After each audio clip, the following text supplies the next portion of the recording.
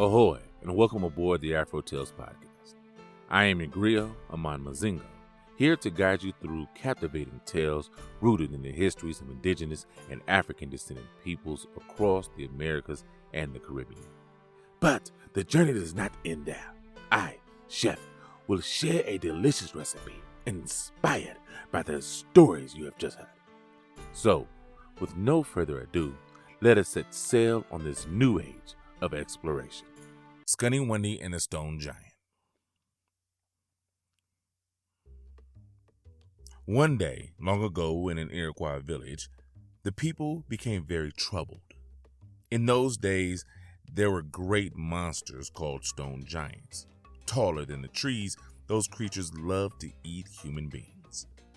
Spears and arrows could not hurt them, for they had skin made of flint.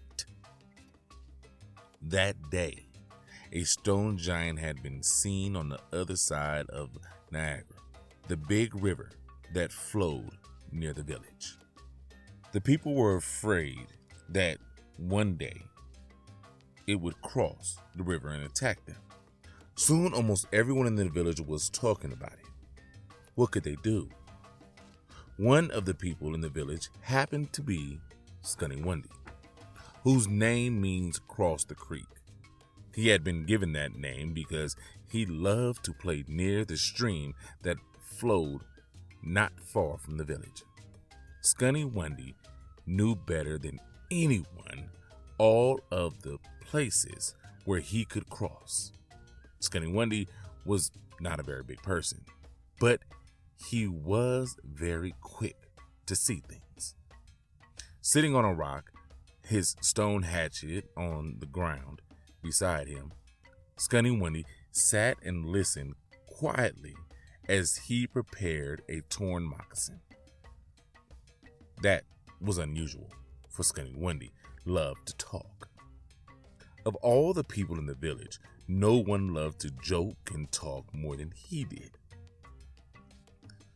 "Those stone giants are very dangerous," said one man. "I've heard they've been known to destroy whole villages," said another. "Who would ever be brave enough to face such a creature?" one young woman asked. "Everyone is afraid of them." Skunny-Wundy could stand it no longer. "I'm not afraid of that stone giant," Skunny-Wundy exclaimed. He was always as quick at bragging as he was at making jokes. "I've killed dozens of giants." Soon, people were gathered around him. "You've killed stone giants?" the woman asked. "Of course I have. I'm Skunny-Wundy, the greatest of warriors," he answered, speaking louder as the crowd around him got bigger. "I could easily take care of that stone giant down by the river. Stone giants run at the very sound of my name." Skunny-Wundy began to brag about his many battles with stone giants, even though none of those battles had ever taken place. He described them in great detail. Before long, everyone in the village had heard his tales. As he talked, Skunny-Wundy continued to work on his moccasin. When the final stitch had been sewn, Skunny-Wundy looked up. To his surprise, all the people in the village had disappeared. Where did they go? Skunny-Wundy walked toward the main longhouse. As he approached, he heard the sound of many voices coming from inside. Apparently, they were having some sort of meeting. "I wonder what they could be talking about," Skunny-Wundy said. Just as he said that, the people began to come out of the lodge. All of them nodded and smiled at him. The last to come out was one of the village elders, who walked right over to Skunny-Wundy. "After hearing about your battles, the whole village has decided that you should be the one to confront the stone giant," the old man said. Skunny-Wundy had put himself on the spot. Everyone in the village was looking at him, waiting for his reply. I would be honored, he said. Skunny-Wundy picked up his hatchet, stuck it into his belt, and started through the woods toward the river. As he walked, he scolded himself for having such loose lips. Skunny-Wundy was so upset that he didn't realize how fast he was walking. Before he knew it, he had reached the edge of the river. Looking over at him from the opposite shore stood the stone giant. "Stay where you are. I'm coming over to eat you," the stone giant roared. Skunny-Wundy froze. The stone giant slowly waded into the water, heading straight toward him. However, when it reached the deepest part of the river, the stone giant's head went completely underwater. Skunny-Wundy got an idea. Running upstream to the shallow part of the river, he quickly crossed over.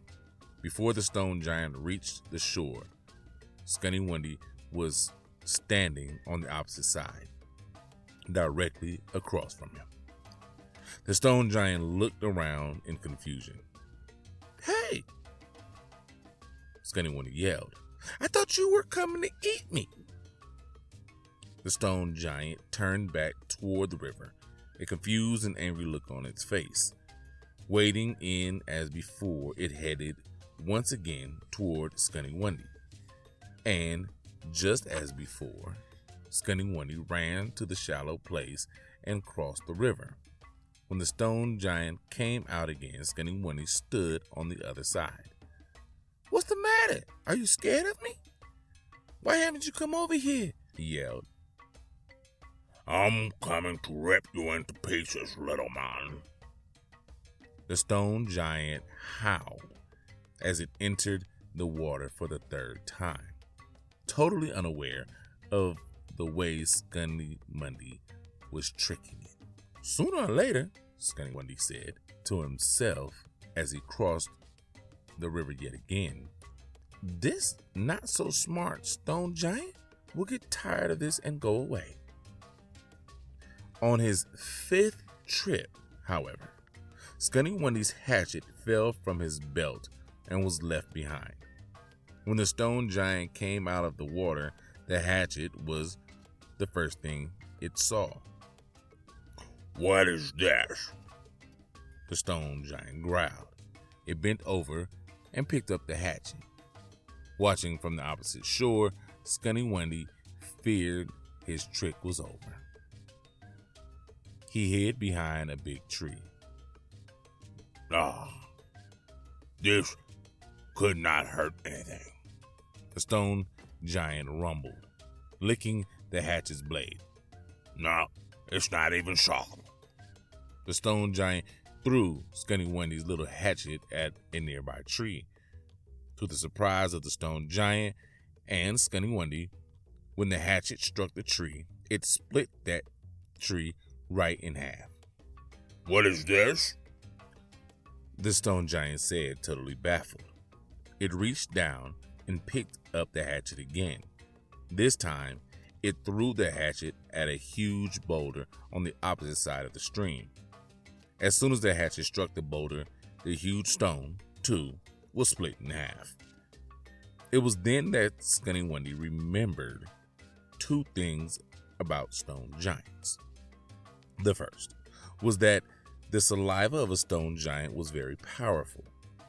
If a stone giant licked something, whatever it licked would have great power, too. The second thing Skunny-Wundy remembered was that stone giants are very stupid. And this one obviously was so stupid that it did not even realize it was the one who made the hatchet so powerful. "That hatchet has great power," the stone giant growled. "Whoever owns it must be a great warrior." Skunny-Wundy stepped out from behind the big tree.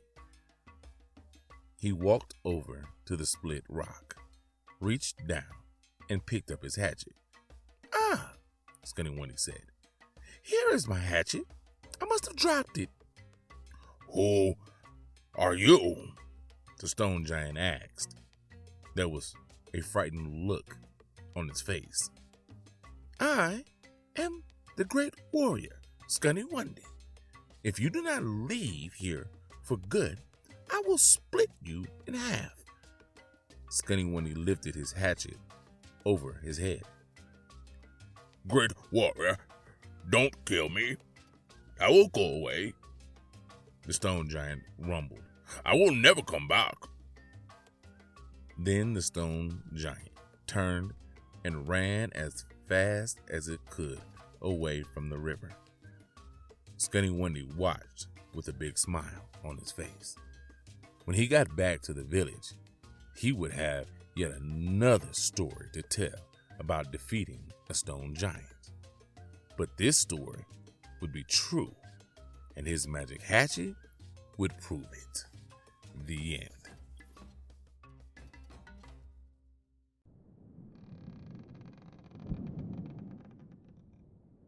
Wow, that was another great story coming from the book When the Chenoo Howls, Native American Tales of Terror.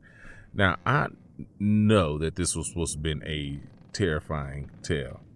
The book comes from Joseph and James Brookak. Now, again, I know this was supposed to be a quote-unquote tale of terror, but to me, it was more of a tale of follies. It really played to the atmosphere, the feeling of a bruh rabbit or a Nancy tale, right? Skunny-Wundy was more of a trickster type of a guy, rather than some horror story. Now, don't get me wrong. I'm pretty sure when this story was being told by the Iroquois to each other, it was definitely a tale of terror. And the belief in giants goes all over the world. Stone giants all over the world. As a matter of fact, the Norse people, and many of you may have seen the movie Troll, where it's basically a stone giant. There's beliefs that a lot of the mountains around the world, the mountain ranges around the world, are actually petrified giants.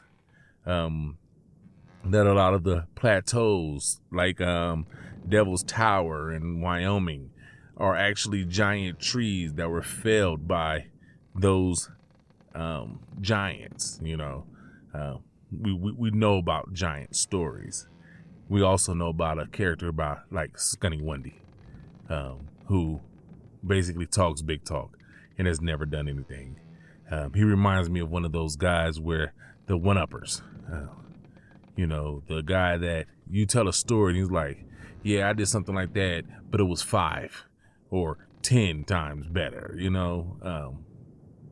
but in this particular one, he was able to, come through and really put it together.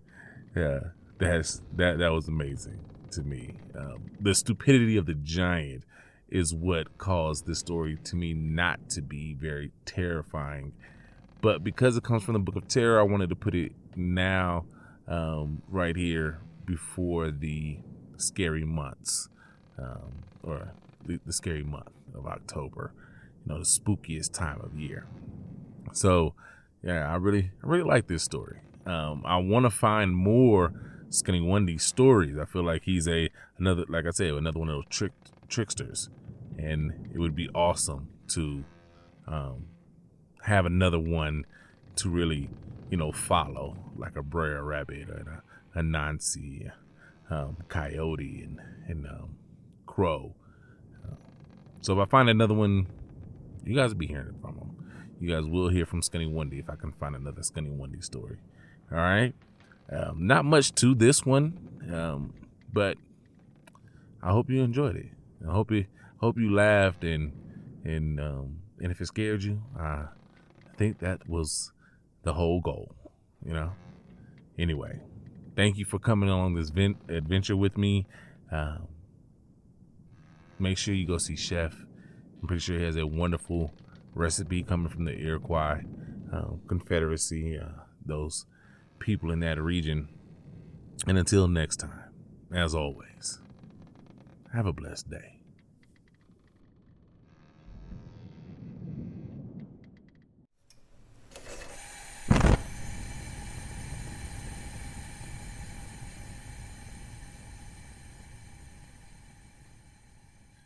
Welcome, my friends, to the Galley. I am your chef, and today we have a wonderful recipe inspired by the story you have just heard.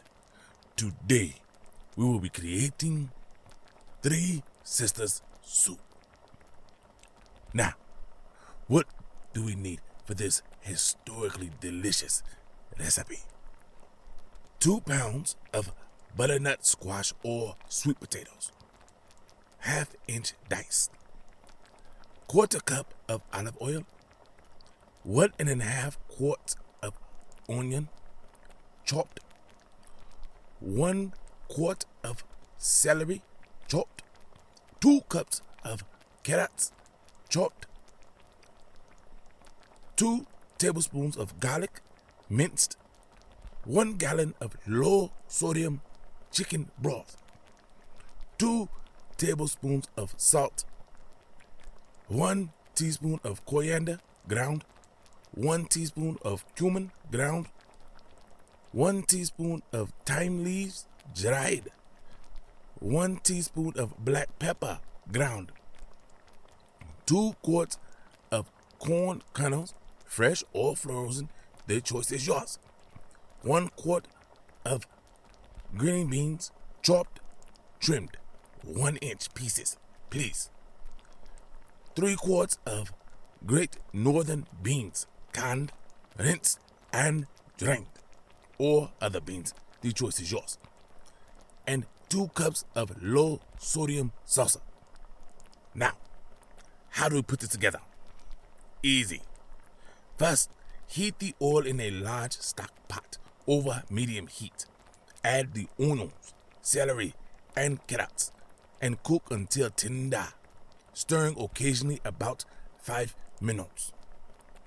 Add garlic and cook, stirring for 1 more minute. Now, add the broth, the squash or sweet potatoes, salt, and spices. Bring to a slow boil. Cover and simmer until the vegetables are tender, 30 to 45 minutes, stirring occasionally. Add the corn, green beans, canned beans, and salsa.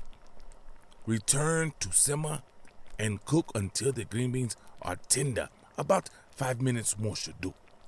And that is it, my friends. Now, go. Make this recipe yours. And until we have another recipe for you, how Skunny-Wundy took down the stone giant. And until next time, my friends, as always, enjoy!